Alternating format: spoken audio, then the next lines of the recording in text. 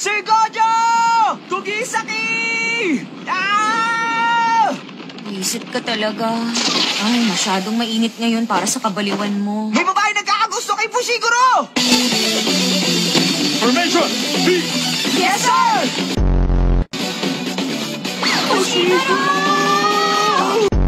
Sino bang babaeng yan? Nakalimutan mo na ba ang gabing pinagsamahan natin, ha?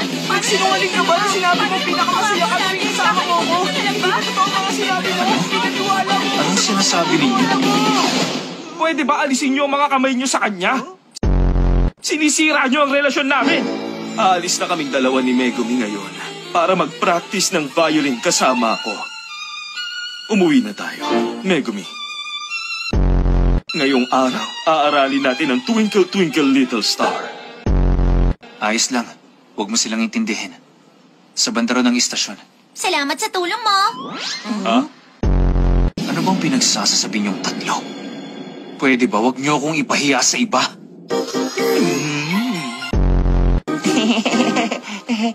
Aray! Tite... Bilisan na natin para makakain pa tayo ng sushi. Teka, sandali lang. Seryosohin mo naman to kahit konti. Delikado ang sumpa, di ba? Ikaw pa talagang may gana magsabi ng ganyan, ha? Kumilos ka na lang! Ha? Hindi ko na maintindihan bakit ganyan ang mood swings mo. Kaya walang nagkakagusto sa'yo! Paano mo nalamang wala nagkakagusto sa akin?